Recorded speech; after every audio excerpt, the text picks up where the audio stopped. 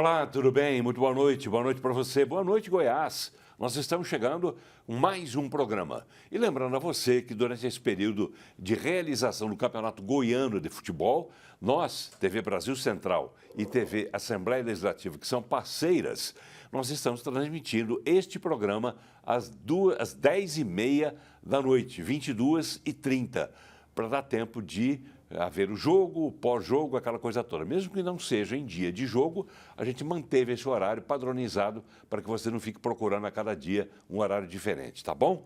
Isso, então, durante o período de transmissão dos jogos do Campeonato Goiano de Futebol.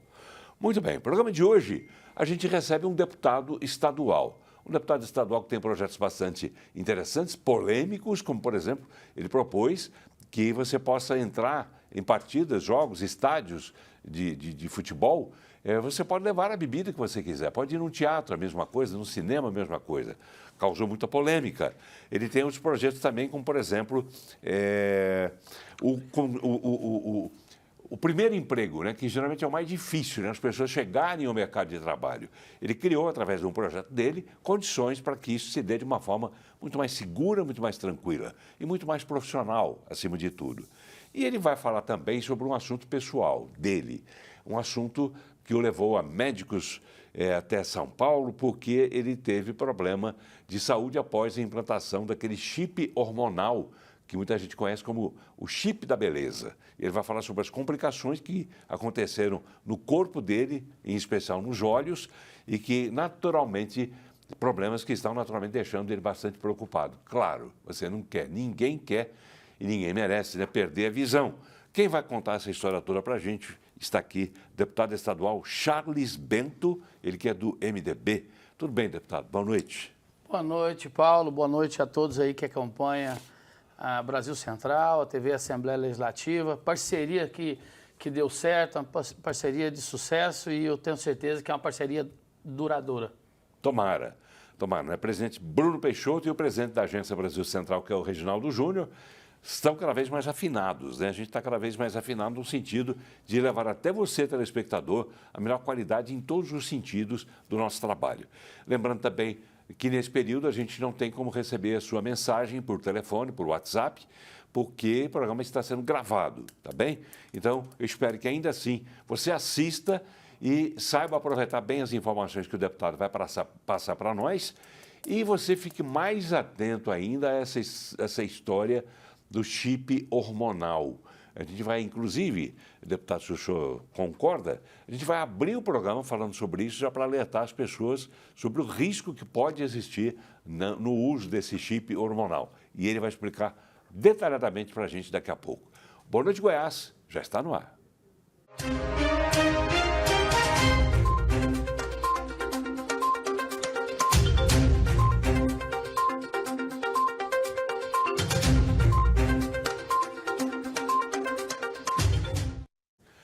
Muito bem, já estamos voltando ao programa de hoje, então, recebendo o deputado estadual Charles Bento, ele que é do MDB. Está aqui conosco, deputado Charles Bento, para falar de vários assuntos. Vamos falar primeiro, deputado, eu acho que a gente poderia colocar uma reportagem que nós temos aqui feita pela Edrisa, que dá um panorama do que vem a ser essa convivência com o tal do chip hormonal, que para muita gente é considerado chip da beleza.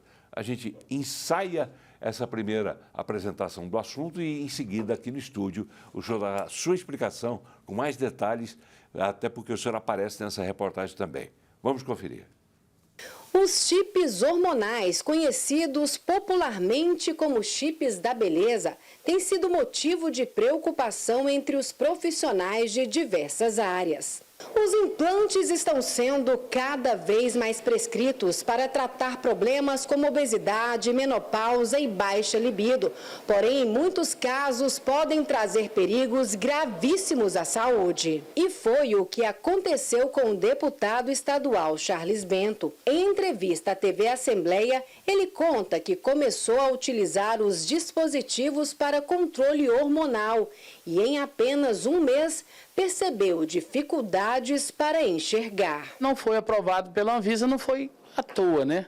é porque ela já não foi aprovada, porque realmente tem reações adversas. Quando utilizado talvez em pequena quantidade, pequena dosagem, talvez não seja tão prejudicial, mas em grande quantidade eu acredito que foi o que aconteceu comigo e que eu fiquei cometido aí, perdi aí 90% da visão do olho esquerdo e do olho direito eu estou enxergando em uns 40%, 50%. A oftalmologista que acompanha o caso do deputado explica que uma inflamação provocada pelo excesso de hormônios foi o que causou a perda parcial da visão de Charles Bento. Quando inflama essa camada, que é a coroide, essa camada inflama, ela fica como se fosse chorando atrás da retina. Então a retina descola, mas um descolamento, vamos dizer assim, clínico, um descolamento seroso, né? Então foi isso que aconteceu com ele. A coroide inflamou, descolou toda essa retina, inflamou a íris também, inflamou a parte da frente do olho e de trás do olho. Com isso, quando ele chegou para mim, já estava perdendo a visão por esse motivo. A especialista fala sobre o tratamento que o parlamentar está fazendo e alerta quanto ao uso dos dispositivos. Quando a pessoa tem um déficit de um hormônio pontualmente e tem que fazer aquela reposição pontual, ela pode até fazer, né, com um médico especialista, no caso o endocrinologista, e esse médico vai estar capacitado a fazer essa reposição pontual. Agora, esses chips da beleza que você melhora tudo, melhora a sua energia, sua vontade de malhar, seus músculos, né, vão melhorar também, né? Então, assim, sua força vital vai melhorar, só que é um custo muito alto para a saúde, vai inflamar seu corpo todo. O tratamento continua e o deputado segue confiante nos resultados. Eu acredito que é um pouco demorado, mas se Deus quiser eu vou voltar a enxergar. Talvez não seja igual antes, mas se der para mim continuar pelo menos a dirigir e olhar no meu celular, que a minha maior preocupação é justamente essa, ver a mensagem dos meus eleitores e responder. Muito bem. Deputado, a situação chega a esse ponto mesmo, de uma hora para outra o senhor perdeu quase toda a visão? Foi muito rápido, Paulo. Eu apliquei, na verdade a gente fala chip da beleza, mas na verdade, gente, eu apliquei, foi uma sugestão do médico, aplicar um chip para repor a minha testosterona que estava muito baixa e outras vitaminas que o meu corpo também estava em déficit. Que médico era? Eu prefiro não citar o nome do médico. Digo, o médico era nutrólogo. Sim. E aí ele sugeriu, né, a aplicação de alguns chips. Eu desconhecia totalmente a eficácia desse chip ou não. Na hora ele falou, ó, você tem dois métodos, uma agulha que é de 30 em 30 dias, né? Ou põe um chip que dura 6 meses. Eu optei pelo chip de 6 meses, porque a nossa vida de parlamentar não é fácil, é muito corrida. E aí eu optei pelo chip, colocou 5 chips de um lado, 5 chips de outro. Isso no mês de junho. E coloca onde? No corpo? Nas nádegas, né? Assim, na parte superior das nádegas, dá um cortezinho, colocou 5 de um lado, 5 do outro, no próprio consultório. O chip é aquilo que a gente viu no início da reportagem, porque eu vou pedir para o pessoal colocar. Eu, na verdade, no dia lá não cheguei nem a ver, porque eu deitei na maca, né? Lá no negócio que ele pediu lá para deitar, deitei ele, mas a enfermeira, e fez a aplicação. E isso foi em junho. Quando deu em julho... Junho do ano passado. Do ano passado, em junho. Aí, quando deu julho, eu já comecei a sentir um problema no meu olho esquerdo, e achei estranho. Fui no médico, fui no Pan-Americano, no Hospital Pan-Americano, o médico na hora ele pensou... A gente está vendo ali o chip. Na hora falou que era um descolamento de retina, descolamento de retina. Fui no outro, um falou que era uma doença, fui no outro, falou que era outra doença. Enfim, era uma coisa desconhecida para os profissionais. E comecei a fazer o tratamento, fui em São Paulo, na Universidade Federal de Medicina em São Paulo. Mais de 20 médicos me avaliaram, inclusive com a máquina que estava sendo testada aqui no nosso país, que não existe. Né? Ela estava em experimento ainda. Experimento aqui no nosso Eles nosso aproveitaram país. o senhor, digamos, até meio Isso, a médica como cobaia. Né? Cobaia. A médica me ligou, falou se eu podia ir lá. Fui, tinha mais de 20 profissionais. Cada profissional daquele levou 2 pacientes e a minha médica me chamou.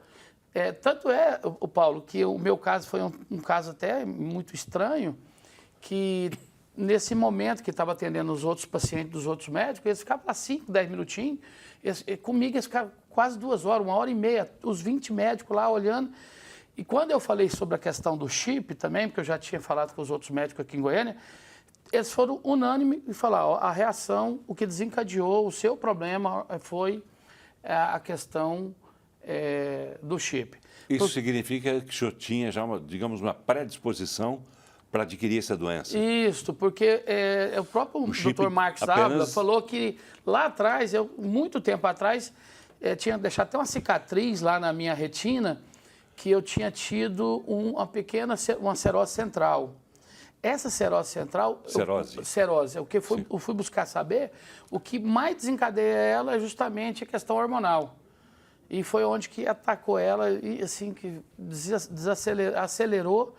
E aí eu perdi quase toda a visão do olho esquerdo. Eu perdi não, que se Deus quiser eu quero recuperar. E a do olho direito. A do olho direito estava 100%. E eu tive que tomar uma medicação, que é aquele corticoide, foi piorando mais. Porque, um exemplo, uns falam que era a serose central, outros falavam que era o vulgo de diarada. E a gente não sabia o que era e eu fazendo um tratamento. Mas agora eu já estou melhor, graças a Deus estou bem melhor. Mas ainda continuo tendo um déficit muito grande do olho esquerdo, uns 50%, 60% do olho direito que eu estou enxergando. E o que eu recomendo, viu, Paulo? Esses tratamentos, esses milagres de um dia para a noite, eu fui lá fazer um tratamento de emagrecimento, de beleza nada, porque não tem chip desse mundo que vai dar jeito nessa figura minha. Que isso? Não, é porque os outros falam, chip da beleza, muitas vezes a pessoa fala que é questão de vaidade. Não é, a questão que eu fui lá naquele momento foi por questão, assim, de saúde mesmo, né? Triglicérides alto, colesterol alto, e eu precisava emagrecer, e eu fui num profissional para essa finalidade. E, infelizmente, você tenta melhorar uma coisa, acabou prejudicando outra. Pois é, nessas andanças, qual foi a última etapa, a mais recente dessas andanças do senhor? Esse último médico ou última equipe médica que atendeu o senhor deu esperanças de que o senhor pode voltar a enxergar normalmente?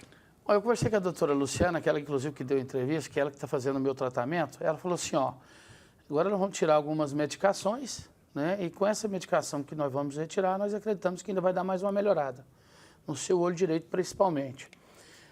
Conversei com outra médica também, eu estou indo em São Paulo novamente dia 18 agora, que eu também estou buscando novos tratamentos, né? E eu quero ir lá ver se eu tenho lá uma segunda opção. Outros médicos lá falaram, não, acho que a sua situação é reversível, né? E eu estou esperançoso, né? Eu vou estar lutando, tá? Mas o motivo dessa entrevista, eu podia muito bem ficar para mim. Nem minha mãe não sabia que eu tinha colocado e usado esses chips. Ela até depois assustou, me ligou. A verdade, eu fiz questão de vir à tona publicamente para alertar, porque depois que eu comecei a falar para amigos, conhecidos, eu conheci outras pessoas também que tiveram problema com os chips, né? Pessoas que tiveram inflamações em outros locais do corpo, tiveram complicações. Então, inclusive no dia que eu estava lá, Paulo, lá em São Paulo, os médicos, acho que uns 4, 5 médicos, inclusive de Belo Horizonte, próprio São Paulo, falou, eu já tenho várias pacientes que já tiveram problema na visão, está tendo problema na visão por causa desses chips. Então, você não é o único, nós já detectamos em outros pacientes também que foram prejudicados. Inclusive, um prefeito me ligou desesperado, que na plena campanha ele precisava de energia, ele foi lá e pôs um tanto, aí o médico recomendou, não pode pôr mais. Ele foi no outro médico e colocou, e aí ele começou a perder a visão. Ele ligou para mim também, ele chegou em mim e falou, Charles, aquela vista cansada dos 40 anos, 42 anos é normal, né? Só que eu comecei a perder a visão para longe. Comecei a ser refém do óculos. O senhor? Não, o prefeito, né? E eu até falei para ele procurar a minha médica que eu estou fazendo o tratamento, e que tome cuidado com esse chip. Então, tem que tomar cuidado, Paulo, a pessoa que vai fazer o tratamento, não adianta esse caminho mais curto, é dieta, é exercício, se tiver que fazer a reposição hormonal, vai no endocrinologista, né? Faça a coisa certinha e não vai acreditando em tudo que vai querendo te pôr aí para você consumir ou para você aplicar em você. Até porque desde outubro do ano passado, a Anvisa proibiu, né, a venda, comercialização, proibiu a utilização desse chamado chip da beleza, né? Que muitas vezes empolga, né, as pessoas, né? Eu vou botar e vou ficar... E virou moda entre as mulheres nas academias, né? Para poder dar mais energia e tudo, muitas mulheres estão colocando isso. Inclusive, quando o médico falou, a maioria dos pacientes que tiveram problemas, né? E isso aí os médicos oftalmológicos, né? Você imagina outros médicos de outras especialidades que também tiveram problema. Uma secretária aqui do estado, a secretária que trabalha no estado de Goiás, eu não vou falar o nome porque eu não tenho a permissão, ela colocou também e falou que ela foi acometida com alguns problemas também inflamatórios no corpo. Ela também teve problemas sérios de saúde. Tá bem, fica então dessa história toda esse alerta, né, feito por uma pessoa que está passando por esse problema, que comprovadamente não se pode dizer que seja decorrente do chip, é isso? Os médicos ainda não dão a certeza absoluta sobre isso? Não teve como colocar 100%. Eles não têm, minha saúde é 100%. Nunca tive problema de visão. Inclusive, nas minhas campanhas políticas na estrada, eu tenho 2 motoristas, porque eu trabalho muito final de semana e tudo. Quem dirige à noite sou eu. Era eu, né? Não sou eu mais. Mas sempre quem dirigiu à noite, porque a minha visão é 100%, era perfeita, de longe, para perto. Para perto era um pouquinho falha, que é aquela da vista cansada dos 40, né? Que eu já estou com 50. Mas minha visão era 100% perfeita. Eu coloquei o chip no mês 5, mês 6, no mês 7 comecei a ter o problema. Então, logo após? Logo após, foi imediato, não foi 6 meses depois. E não teve como retirar o chip, porque ele é absorvível. Depois, uma vez colocada, acabou. Eu fui no médico para tentar tirar e ele, o que ele fez? Falou, ó, é muito evasivo, vai ter que ter um corte muito profundo e ele é absorvível, não significa ainda que a gente vai conseguir retirar ele. Então, você vai ter que esperar ele sumir do seu corpo. Isso demora em torno de 6 meses a 10 meses. Cada chip, né? Eu não sei. Não, eu acho que foram 10. Foram 10, 5 de cada lado, são 10. Quer dizer, vamos demorar. Quer dizer, o senhor talvez ainda esteja sob efeito deles ou já teria passado? Eu não sei. Eles falaram que 6 meses. Esses 10 chips, o efeito era 6. 6 daria aí agora no mês 12, no mês 1, né? Nós estamos no mês 2, então está muito recente. Se tiver, talvez seja pouca coisa. Tá bem. Boa sorte para o senhor, que o senhor consiga se recuperar disso, voltar à visão, né, para ser um deputado como o senhor sempre foi, né, deputado atuante, né, e não é à toa que o senhor está no 3º mandato, não é isso? Estou no 5º, né? 5º? Não, sim. Mas incluindo... Não, 2 de vereador em Goiânia, que é difícil demais, né, Paulo? Ele não pode deixar esquecer os 2 de vereador em Goiânia e 3 de deputado estadual. Então, juntando tudo, deu 5 mandatos. É mais difícil vencer como vereador ou como deputado? Vereador é muito difícil, é muito complicado, porque... muitos candidatos, maior, né? A disputa é maior, no seu bairro tem 3, 4 candidatos, então é muito difícil. Então, e ganhei na primeira. Nunca tinha mexido com política, envolvido com política, na primeira, em 2008. O senhor tinha um centro de formação de autoescola? Não, tem ainda. Tem ainda. Minha esposa que cuida delas. Tenho 3. E o senhor do nada ou já vinha essa vontade de algum tempo? Não, foi do nada. Pela região onde eu moro, não tinha um representante e o meu segmento também não tinha. Então, eu vi a necessidade e a importância tanto da região que eu moro e quanto também do meu segmento. Não tinha um representante político, eu entendi que era importante e eu resolvi sair candidato e conseguir ganhar e venho trabalhando. Tá bem. Repito, então, que Deus abençoe, né? Que o senhor recupere essa visão e volte a ter condições de trabalhar, de ver as mensagens, né, do seu eleitor, como o senhor disse ali naquela reportagem, né, de ver também, ler o que as pessoas têm a dizer. Não, e não é só isso. Vou dar um exemplo. Agora, nós tivemos a mudança da mesa diretora. Eu era o vice-presidente da Assembleia, né, 2 anos, e quando a nova mesa diretora é o vice-presidente que faz a leitura e dá posse para a nova mesa. Eu fui impossibilitado, porque eu precisava de fazer várias leituras, né, e cumprimentar todas as autoridades presentes. Eu não conseguia ler, eu tive que passar esse serviço do nosso amigo deputado Cairo Salim, que fez essa apresentação lá no dia. Eu fiquei impossibilitado justamente pela dificuldade na visão. Mas o senhor ficou prejudicado em outras funções dentro da Assembleia? Não, porque eu tenho uma assessoria muito boa, né? Eu tenho uma assessoria muito atuante. Sim, o senhor não faz parte, né, da mesa diretora? Eu fiz parte 2 anos, né? Saí agora não. Agora não, agora eu só faço parte da Comissão de Constituição e Justiça. Que é importantíssima. Importantíssima. e da mesa diretora em si, eu fiquei 2 anos como vice-presidente. Agora, os dois próximos anos, nós passamos o bastão aí para o meu amigo Isiquinã, o deputado do MDB, muito atuante também. Legal. Quer dizer, isso causa um prejuízo também funcional, né? Claro. Quer dizer, você não tem como exercer função nenhuma, você não tem a vida que você tinha até dias atrás, até momentos antes de acontecer isso. Então, hora que não aconteça com você. Né? E eu quero parabenizar o senhor também, deputado, pela coragem de expor esse problema. Como o senhor disse, nem sua mãe sabia. O senhor poupou a família até onde pôde, imagino eu, né, até o momento que o senhor resolveu falar, e com isso, com a sua fala, eu tenho certeza que o telespectador que está vendo o senhor nesse momento vai pensar 300 vezes antes de entrar nessa história de chip da beleza, porque embora a Anvisa tenha proibido a venda e a utilização dele, sempre vai ter um jeitinho, né? Sempre tem ali uns que ainda continuam colocando e correndo risco.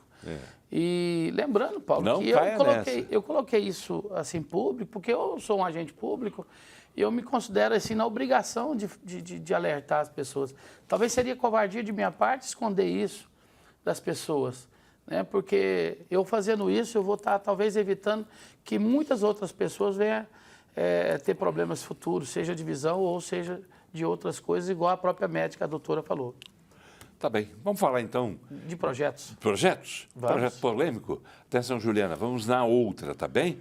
Que é um projeto também do senhor, que determina que cinemas, teatros e estádios determina, aliás, que eles aceitem o consumo de bebidas e alimentos que foram adquiridos em outro local que não nesses, né? Ou seja, que foram adquiridos fora do cinema, fora do teatro e fora dos estádios.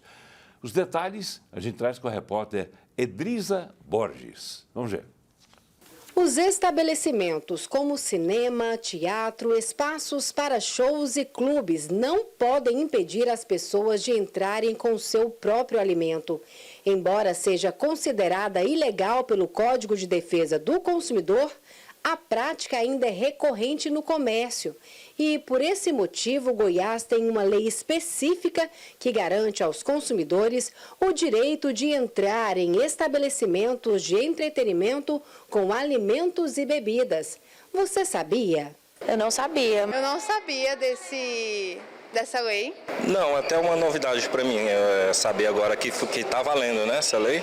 Não sabia. A lei de autoria do deputado Charles Bento está em vigor desde março de 2024 e prevê multa de até R$10 mil para os estabelecimentos que descumprirem a determinação. Especialista em direito do consumidor, esta advogada esclarece: a exigência de consumir apenas o que for vendido no local é considerada pela lei como abusiva e venda casada. Para a profissional, o projeto do deputado Charles Bento veio para reforçar o Código de Defesa do Consumidor. Porque muitas vezes o consumidor ficava a Deus dará ali. Ele sabia do seu direito, mas ficava ali sem saber o que fazer. Agora, com a lei, o deputado Charles Bento incluiu, né, multas e também a fiscalização mais ampla dos órgãos de proteção ao consumidor, que são os PROCONs municipais e os PROCONs estaduais. Para os consumidores, a iniciativa do deputado é muito bem-vinda. Essa lei eu acho que veio a calhar e eu apoio completamente. E é uma boa essa opção da gente poder escolher em outras coisas. Contanto que favoreça a gente também, né, no momento de lazer, é ótimo. Deputado, para ficar claro, quer dizer, isso aí já era previsto no CDC, que é o Código de Defesa do Consumidor. O senhor propôs uma regulamentação que agora tem um alcance estadual, é isso? Isso mesmo, Paulo. Inclusive, muitos estabelecimentos me ligaram, inclusive em Caldas Novas, em outros lugares de cinema. Porque muitas vezes, Paulo, você não quer comer uma pipoca, você quer comer um sanduíche lá na hora. Você quer tomar outra coisa, você não quer, eles não têm o que ofertar para você e você é proibido de entrar lá dentro. Você, um exemplo, quando vai no Serra Dourada, você vai entrar com o seu shopping no copo, eles não deixam entrar. Né? É um absurdo, porque... Agora pode. Agora pode. Pode, não deve. Pode e deve. Inclusive, esses dias atrás, eu encontrei um amigo meu e falou, Charles, eu fui em Caldas Novas, levei minha caixinha e tal. Na hora que eu fui entrar, pô, não pode entrar não. Ele já estava, arrancou do bolso a lei e mostrou para a pessoa. Ela entrou. Entrou, consumiu o que ele levou. Agora, o que não pode, um exemplo, lá naquele local não pode bebida alcoólica. Aí ele não pode entrar, né? Lá é proibido o uso da bebida alcoólica naquele local. Então, se é proibido, naquele local ele tem que respeitar. Então, ele não pode entrar. Mas o exemplo, que for consumido lá, lá consome refrigerante, outra coisa também. Se a pessoa for entrar no local, e nesse local que ele vai entrar não cobra a entrada, né, e lá tem as comidas, aí também você não pode entrar com a sua comida. Você tem que consumir do comerciante. Porque a venda casada que é proibida. Porque no momento que você paga o ingresso, e ainda tem que pagar a comida lá dentro, é a famosa venda casada. Então, no momento que ele não cobra a sua entrada no seu estabelecimento, e você também não pode estar levando a sua comida e nem sua bebida. Pois é, se um local vende cerveja, mas essa cerveja é da marca X, e o cidadão que vai lá não consome aquele tipo de cerveja, você sabe que tinha muito essa guerra, principalmente na época de Brahma e Antártica, né? Então lá só vende Brahma, mas o rapaz só quer tomar Antártica, e as duas acabam sendo tudo da Ambev, é a mesma coisa agora. Mas ele quer beber a cerveja Y, lá só vende a cerveja X. Ainda assim, ele pode entrar? Ele pode, lá vende a cerveja, só não pode se lá não vender essa cerveja. Se não fosse proibido pois é, mas lá no local disponibilizam cerveja X. Ele quer Y, ele pode levar ele pode, ele pega a caixinha dele, ele pode entrar e se ele for barrado, mostra a lei. E se continuar, pode chamar a autoridade e fazer cumprir. Onde é que ele adquire essa lei? Própria Alego, na própria Assembleia Legislativa. No portal? No portal, busca a lei e você pode imprimir ela e deixar no seu celular. Em qualquer lugar que você for, você pode chegar e mostrar. Agora, em local de alimentos, desculpe, local de alimentos, deputado, como é que faz, né? Se uma pessoa começa a levar o próprio alimento, se você citou Caldas Novas, né? Caldas Novas é um local turístico. Não vira local próprio para farofeiro, não? Do momento que ele tem dinheiro para entrar naquele estabelecimento, muitas vezes ele não é que vai virar farofeiro. É porque, vou dar um exemplo, tem lugar aí que um pastel custa R$30 lá em Caldas Novas. 30? R$30, 30 um pastel? E poucos, um pastel. Que isso? E você vai comer em qualquer lugar hoje é 12, 10, 12 reais, até 15. E eu tenho certeza que eles vão para lá para se divertir com a sua família.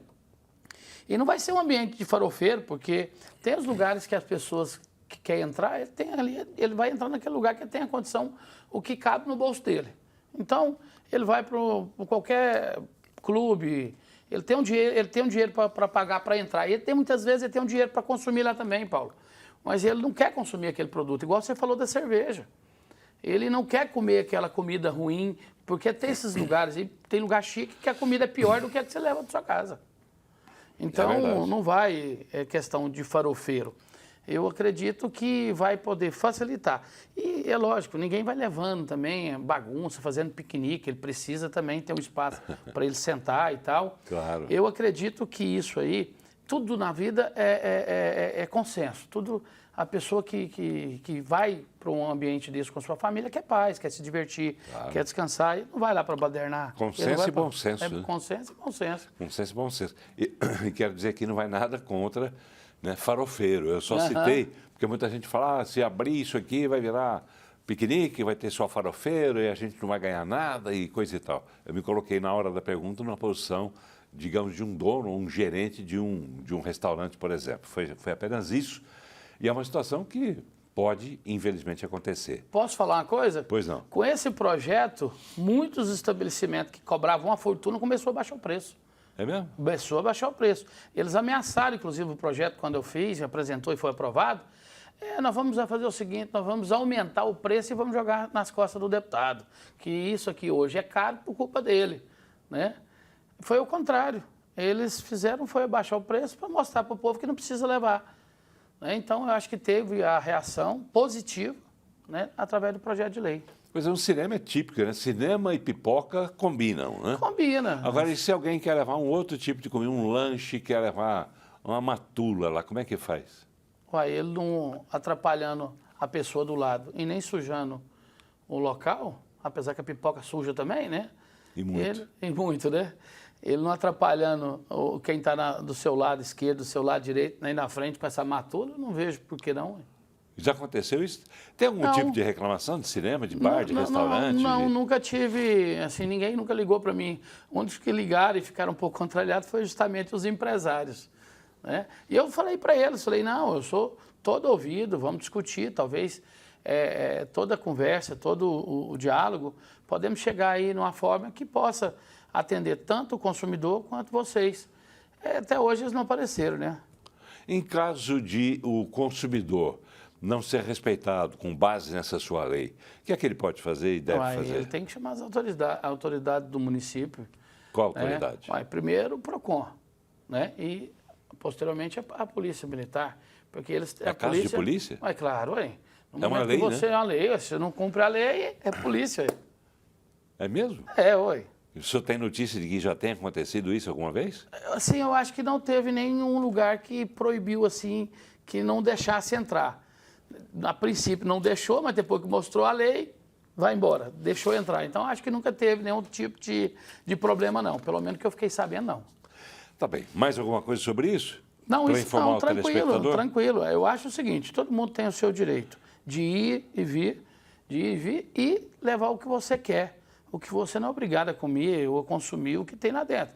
E o que acontece? O pessoal vai para Caldas Novas e fica o dia inteiro. E não tem uma coisa que dá mais fome do que piscina, água, né? Mas ia fazer uma marmitinha, alguma coisa lá beirando a piscina? Pode ser questão, isso é questão de pobre e tal. Não, tem coisas que a pessoa leva lá na caixinha, tudo arrumadinho, organizado, sem fazer baderna, sem fazer bagunça, sem nada. Tá bem. Vamos lá, falar de outro projeto seu? Vamos. Programa, né? Primeiro Emprego. Foi uma ideia sua, né? Foi uma proposta sua no sentido de gerar oportunidades de trabalho para jovens de 18 a 24 anos. E a reportagem é da Daniela Mello. Vamos ver. Você se lembra do seu primeiro emprego? Para muitos, essa experiência representa um novo começo, independência e aprendizado. Mas para milhares de jovens, essa oportunidade parece estar cada vez mais distante. Para mim foi mais complicado porque eu vim de outra cidade, eu não sou nativo de Goiânia.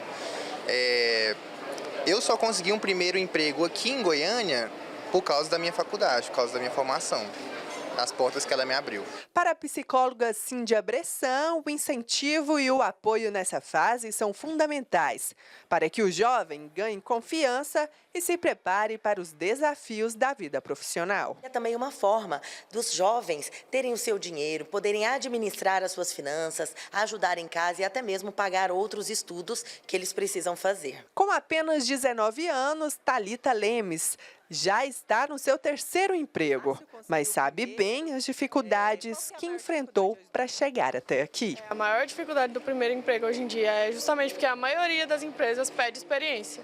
E aí o primeiro emprego foi muito complicado conseguir.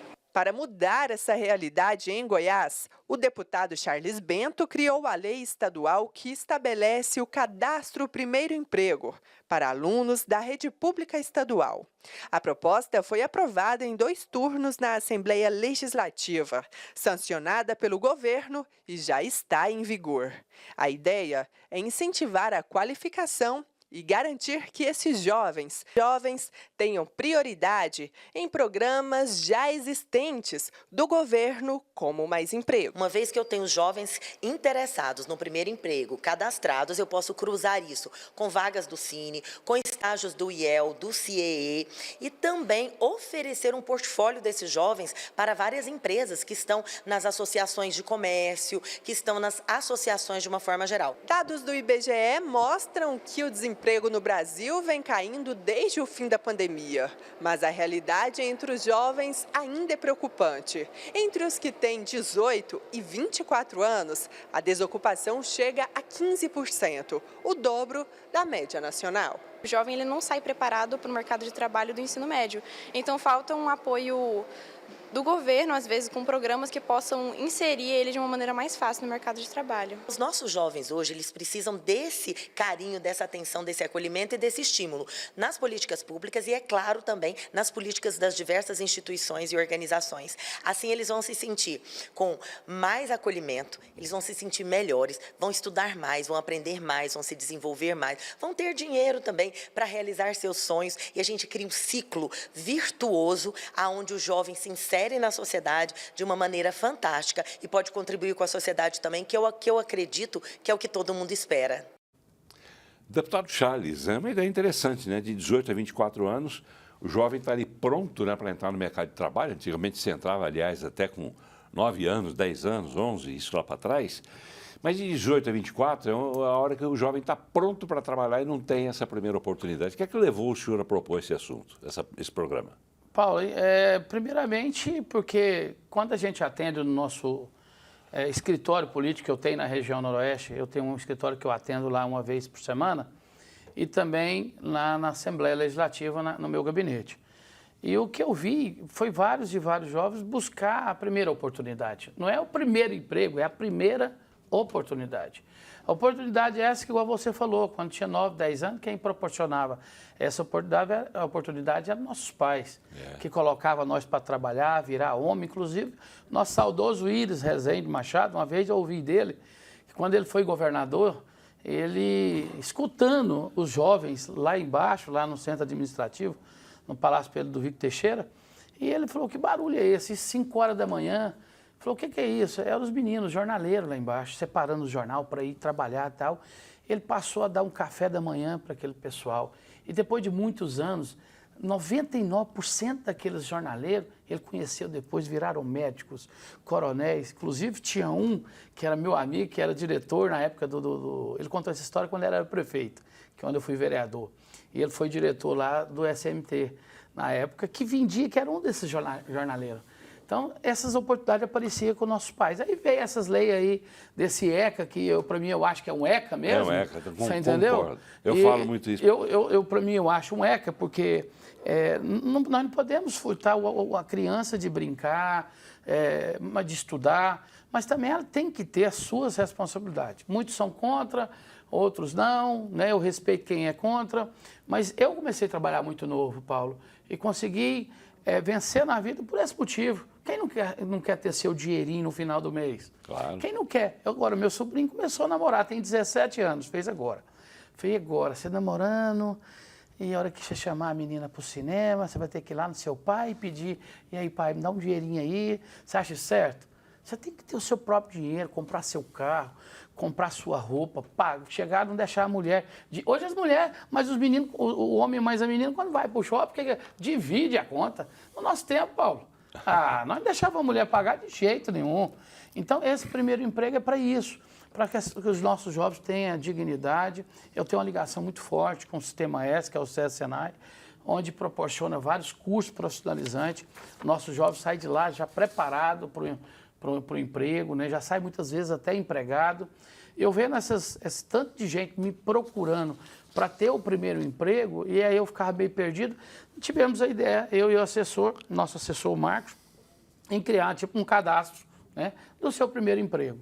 E eu tenho certeza que é um projeto que vai atender uma boa parte dos nossos jovens aí que precisa que alguém acredite neles para que eles possam ingressar na vida no mundo, né, futuramente para ser empresários. Sou contra o entendimento que se deu ao Estatuto da Criança e do Adolescente, como o senhor disse que o ECA é um né? ECA mesmo. Estatuto da Criança e do Adolescente, que é um ECA. Eu já disse isso várias vezes, que bom encontrar alguém que pensa igual. E igualmente, o tal do Programa de Erradicação do Trabalho Infantil, que é o PET. Também sou contra, já disse isso na ocasião para a secretária nacional, Lúcia Vânia, ex-senadora Lúcia Vânia. Ela foi a autora, né? E eu disse, olha, tem casos e casos. Eu acho que não se pode aplicar uma lei igual para todo mundo desigual. Quer dizer, as pessoas são desiguais. Né? Eu acho que não pode por aí. Não pode trabalhar, o que acontece? Passe durante o dia e à noite também, em qualquer bairro, você vai ver aquele monte de menino de 16, 17 anos, 15 anos, à toa, ou se não tiverem à toa, estão servindo como aviõezinhos para o tráfico de drogas. participando já de pequenos crimes, que também são crimes, embora pequenos. Enfim, eu acho que é melhor você ter um jovem que tem um horário ocioso ali, claramente ocioso. Coloca para trabalhar em algum lugar, num empreendimento familiar, alguma coisa assim. Isso. Mas, enfim, é uma opinião minha.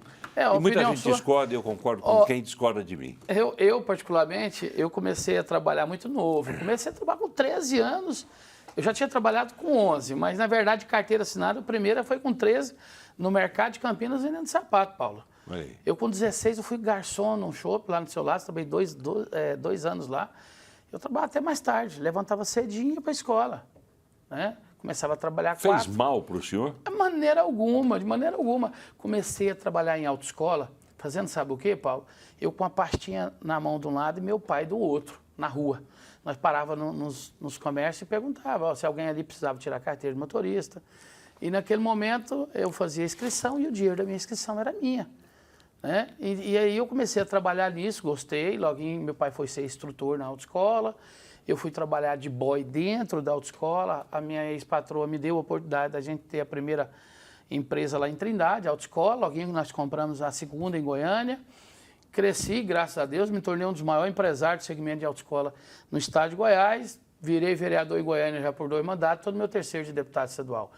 Isso tudo devido a uma coisa que eu aprendi com meu pai, que tem que trabalhar desde cedo. Assim que eu saí do primeiro emprego, eu lembro até hoje, eu deitado na cama, eu tinha meus 13, 14 anos, meu pai puxou meu dedão, falou, bora trabalhar? Eu falei, trabalhar de quê, pai? Eu acabei de perder o emprego agora, saí do emprego tem pouquinhos dias.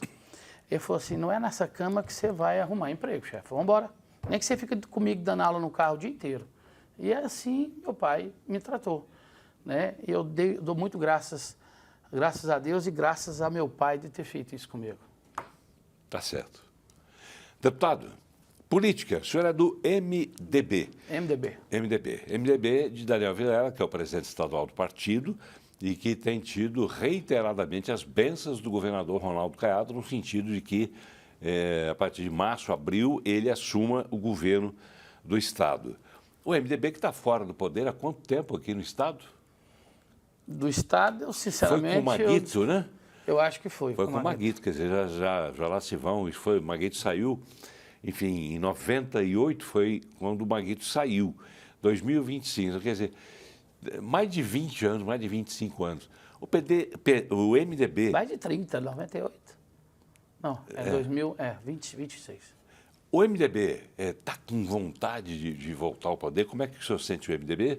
Embora o senhor não esteja no partido há tanto tempo, o senhor era do PRTB, não é isso? Eu era do PRTB, eu estou há pouco tempo no MDB, né? Acho que esse é o primeiro mandato meu junto ao MDB. E eu vejo muita força, o partido tem crescido muito no interior.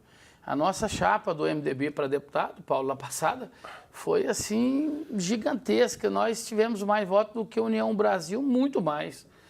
Para você ter uma noção, o nosso 6º deputado mais votado eleito teve 29 mil votos, que foi o Lineu, eu tive 33. Nós fizemos 6, o União Brasil parece que, se eu não me engano, fez 5. Nessa última eleição dentro de Goiânia foi outro chapão da morte também, onde fizemos 8 vereadores, né? Bruno Diniz, que era meu chefe de gabinete, foi um dos que foi eleito, quase 7 mil votos, 6 mil e tanto, que o MDB em Goiânia ficou muito fortalecido também. E sem contar no estado de Goiás, nos interior, né? Tanto o União Brasil quanto o MDB. O governador deu uma fortalecida mais na União, no interior, mas o MDB também cresceu bem. E eu acredito que ele está vindo bem forte, bem preparado. Não perdeu musculatura, então? Não perdeu. Mesmo estando fora do poder estadual há tanto tempo? Com certeza, se ele estivesse, estava com uma musculatura maior, né? Mas ele teve uma crescência, pelo menos nesse ano para cá, eu acredito que é bastante. Até porque o pessoal entrava no MDB, saía candidato no MDB, porque já visava o Daniel como governador, né? E isso é importante para o município, o prefeito, está no mesmo partido do governador, para que ali ele olhe aqui com Foi o seu bons caso? olhos. Não, o meu caso eu quase que fui expulso do PRTB, porque como eu vinha numa crescência e o partido estava tendo dificuldade de formar a chapa, porque falava, se você ficar lá, nós não vai conseguir formar a chapa.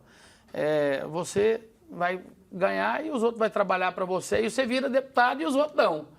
Então eu fui convidado praticamente a me retirar, apesar que o presidente Denis Pereira, meu amigão, que era na época. Aí eu falei, eu vou ter que ir para um partido que me aceite, né? Que eu falo que me aceite porque, graças a Deus, eu estava trabalhando muito e com isso eu ia ter uma quantidade de votos maior. Tanto é que tive, na minha eleição retrasada, tinha tido menos de 19 mil votos, 18 mil e pouco. Nessa eu tive 33.280, quase que dobrei a votação. Então, o medo na época do PRTB, depois foi para o que transformou em Solidariedade. Meu medo, naquele momento, é não conseguir formar a chapa, por isso que eu fui para o MDB. Então, era o MDB ou era a União Brasil, eram os únicos partidos que estavam me aceitando.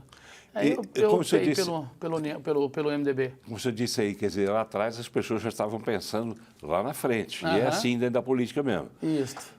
Lá na frente, pensando mais lá na frente, embora a eleição esteja aparentemente tão longe, mas não tão longe assim. Não, um ano e pouco. Como é que Daniel Vilela, depois de assumir temporariamente, provisoriamente o governo do Estado, e aí candidatando-se a uma reeleição no ano que vem, 2016, como é que os senhores já estão discutindo a composição de uma chapa? Quem seria, por exemplo, já se fala hoje, já se falam nomes sobre quem seria o vice Paulo, de Daniel? Ainda nós não discutimos ainda quem seria o vice do Daniel Vilela. Por enquanto, sério? Não, sério. É a única certeza que temos aí que o Daniel Vilela será o nosso governador, né, a partir de março, se Deus quiser. E, posteriormente, ele vai vir uma reeleição, do qual a gente não sabe ainda quem é o vice, não tem a menor ideia. O senhor tem, pelo menos, vontade de falar sobre algum nome que o senhor acha que seria ideal? Sinceramente, eu não... O seu nome foi ventilado para essa eleição agora, para prefeito de Goiânia, que eu acho que eu teria capacidade. Eu sou empresário. Bruno Peixoto defendeu? Bruno Peixoto, eu defendi o Bruno. Bruno é um cara qualificado, é um deputado qualificado, muito competente. Sem falsa modéstia, eu também daria conta do recado, mas está em boas mãos lá na mão do Sandro Mabel. E eu agora estou aqui para somar com ele, ajudar. E ele está com vontade, ele está com sede, está levantando cedo, indo para os cais, pegando lá de madrugada. Um exemplo, tem lá no cais, lá 4 médicos, que é para estar lá. Ele chega lá e vê 1, 2 médicos, fala, cadê os outros 2 médicos? Então ele está com vontade, eu tenho certeza que ele vai desempenhar o papel de prefeito com excelência. Agora, para vice-governador, eu sinceramente, nós não discutimos isso. Sério? Sério. Você tem alguma sugestão, Paulo? É para acreditar nisso? Não, você tem alguma sugestão? Não, quem sou eu para ter sugestão de quem seria vice de Daniel? Espero que ele consiga alguém interessante na altura dele, porque eu sempre acompanhei a trajetória de Daniel e na época ele me chamava de tio, sabia? Porque eu tinha uma relação muito forte. Ele foi vereador comigo. Foi? Meu primeiro mandato, 2008, nós dois fomos vereadores juntos, nós sentávamos juntos. Era eu, ele e o Negro Job. Saudoso Negro Jovem. Saudoso Negro Jovem. Então, Daniel, quando foi eleito a primeira vez vereador, liguei para ele para parabenizá-lo e eu me lembro bem, ele falou, tio, obrigado, não sei, porque eu tinha uma ligação muito forte com o Maguito comigo e com a minha família, e eu com a família do Maguito também. Acabei virando tio. Mas, enfim, Daniel está seguindo carreira, está indo adiante, já foi vereador, já foi deputado federal, deputado estadual, quer dizer, com um jovem já tendo esse currículo é uma coisa bastante interessante. E é muito bom de serviço, viu, Paulo? Eu fui, igual eu te falei, fui vereador com ele, como deputado federal, se eu salvo engano, ele foi presidente da comissão mais importante da Câmara Federal, que é a CCJ, e desempenhou um trabalho lá excepcional. E não tenho dúvida nenhuma, no dia que ele virar governador, ele vai seguir os passos do pai, que foi um excelente governador, e um parlamentar em Aparecida, como prefeito, foi muito bom, foi espetacular. E está aí o Leandro também, que eu tenho certeza que vai desempenhar um papel igual que o Maguito fez, né? Ou até superar ele, porque o Leandro também é uma pessoa muito habilidosa. Eu não tenho dúvida nenhuma que o Daniel Vilela será um excelente governador e vai nos orgulhar do nosso estado. E com um padrinho como Caiado, né? Ah, claro, a aceitação igual a do governador, a aprovação dele é muito grande. Né? Realmente ele fez a diferença, o nosso governador, em todas as áreas, né? Na assistência social, ele também fez trabalho na segurança pública, na educação. Agora eu vi um vídeo, quando eu falei assistência social, até lembrei, mudando um pouquinho o assunto, sim, mas uma coisa preocupante, viu, Paulo? Vai juntar duas coisas ao mesmo tempo, que é a política e a questão do emprego. Eu vi um vídeo de uma mulher reclamando e falando que tem que entrar em contato com os políticos e que esse vídeo viralize o máximo possível. Eu achei interessante e concordei com a fala dela. Ela falou o seguinte, que é para chegar nos políticos lá no Congresso, para acabar um pouco esse assistencialismo, porque isso está impedindo o povo ir trabalhar.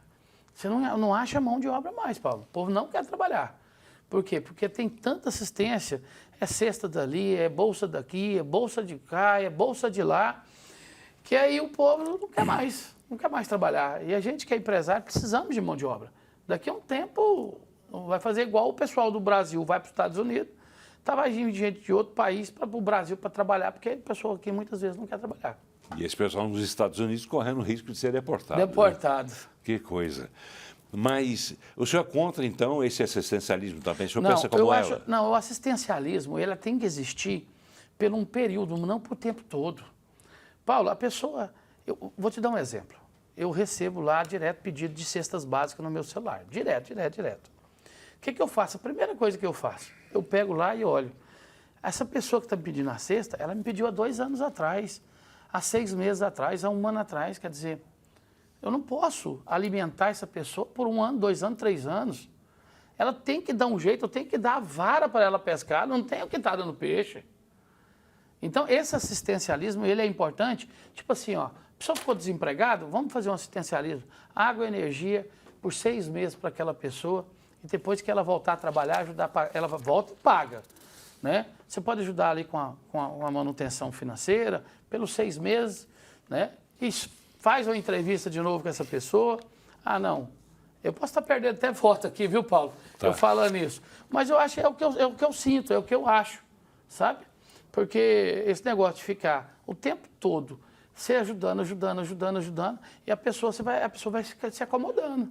E eu acho isso errado. Então, o assistencialista tem que existir? Tem. Mas não da forma, muitas vezes, que existe hoje no governo federal. Tem que ter limite. Tem que ter limite. Tem que ter limite. Nosso limite... Acho que... Falar mais alguma coisa de política, não? Você que sabe. É? É. Como é que está a política? Como é que tá o governo Lula? Sinceramente, eu não acompanho muito esse governo federal, até porque eu tomei até uma certa raiva disso, essa briga entre Bolsonaro e Lula, que virou assim uma coisa que o país nosso vem sendo prejudicado. Esses dias atrás eu perguntei, um pedreiro que estava trabalhando com ele perguntou para mim, e aí, e o impeachment do Lula, sai ou não sai? Eu falei, chefe, deixa o cara terminar o mandato dele, quando der os 4 anos, a população vai lá, se achar que ele está bom, deixa ele de novo, se não achar, tira ele. Agora, tem que deixar o cara terminar o mandato, porque se a hora que está o Bolsonaro, o pessoal do Lula começa a brigar e o Bolsonaro começa a perseguir. Aí sai o Bolsonaro, entra o Lula, aí o povo do Lula começa a perseguir e o pessoal do Bolsonaro a bater. Então, isso é muito ruim para o nosso país. Muito ruim essa briga sem fundamento. Então, eu acho que tanto o governo que foi o antecedente do ano passado, o governo federal do ano passado, do Bolsonaro, quanto o Lula, eles não tiveram muito tempo de trabalho, eles ficaram muitas vezes com discussões invasivas que acabou não dando em nada e que acaba atrapalhando o nosso andamento do nosso país, inclusive internacionalmente falando. Por quê? Porque os outros países ficam até um pouco inseguros de fazer investimentos com essa briga interna. Claro.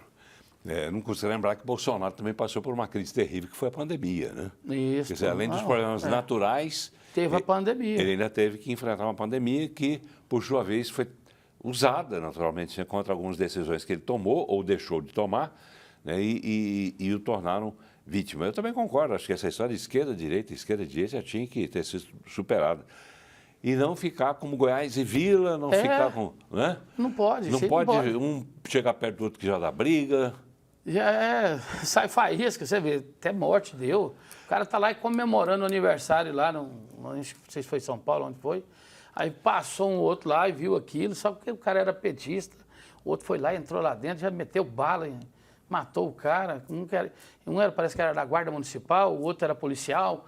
Quer dizer, umas coisas sem lógica. Maluca, né? Maluca. Melhor esporte, né? Só que acontece... Vamos falar um pouco de esporte, então? Vamos, bom demais. Ontem teve Goiânia e Vila Nova no estádio Serra Dourada. E muita gente foi lá e olha, Você vai conferir agora a opinião dessas pessoas em relação à nova estrutura do estádio. O senhor já esteve lá? Esteve assistindo Goiás e Vila, não? Não fui. Não assisti, que eu estava viajando, mas eu fiquei... O senhor é Vila? Sou Vila Nova. Opa, Sou Vila Vila! Nova. Vila? O que aconteceu com o Vila que levou de 3-1 do Goiânia? Vamos ver. Quem foi ao jogo Goiânia e Vila Nova pelo Campeonato Goiano no Serra Dourada pôde aproveitar da estrutura do estádio. Os 32 banheiros foram reconstruídos, tirando o elogio do torcedor. Show de bola, acabei de ir no banheiro, ó, 100%.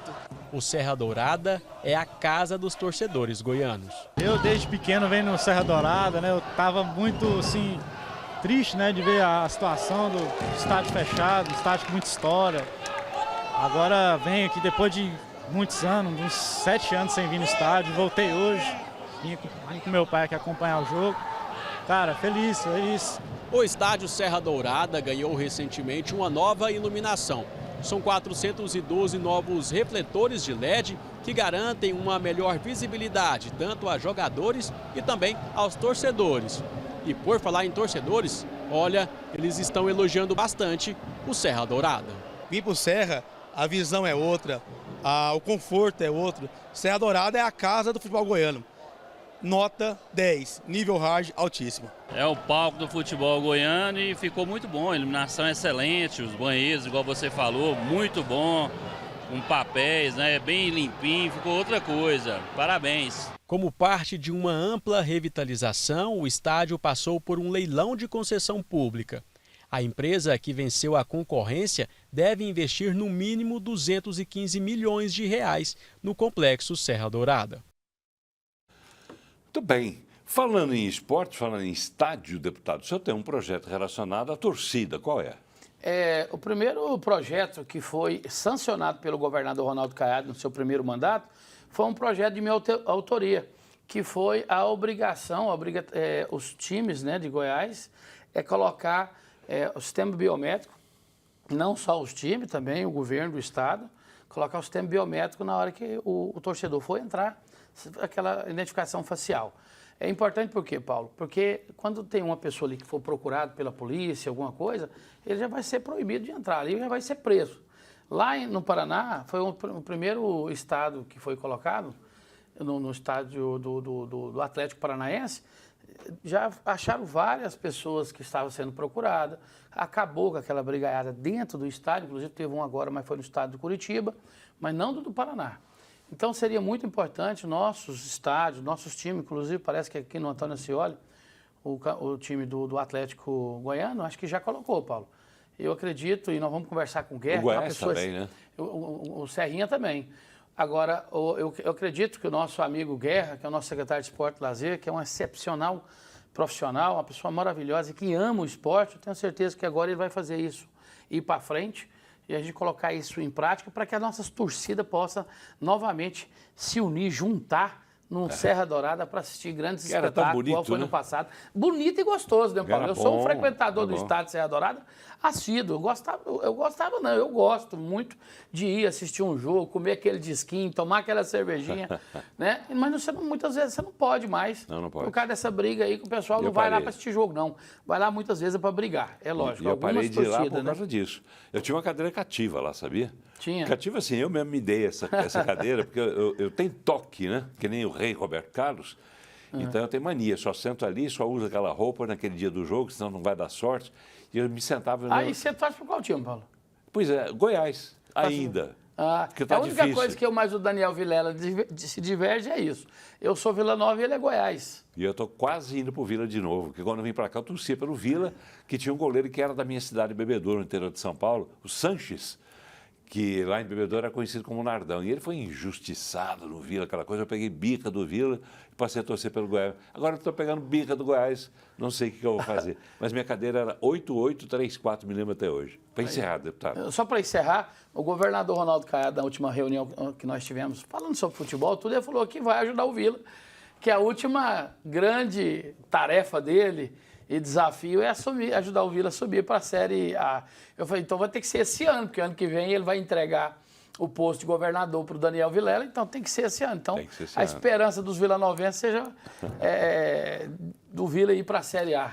que é o sonho de todos os vilanovenses, inclusive o meu. Deputado estadual Charles Bento, do MDB. Foi um prazer receber. Obrigado por ter vindo. Mais uma vez, boa sorte para o senhor no tratamento desse problema nos olhos, que o senhor volte a enxergar normalmente. Obrigado, deputado. Paulo. Obrigado a todos. É uma grande satisfação participar desse programa seu. Mais organizado, mais bonito. Um estúdio muito bonito. Parabéns, Paulo. Parabéns para o Reginaldo Júnior, que é o presidente da Agência Brasil Central, que viabilizou isso tudo, essa estrutura toda maravilhosa. A você, telespectador, nosso agradecimento pela companhia. Um grande abraço a você. Tchau.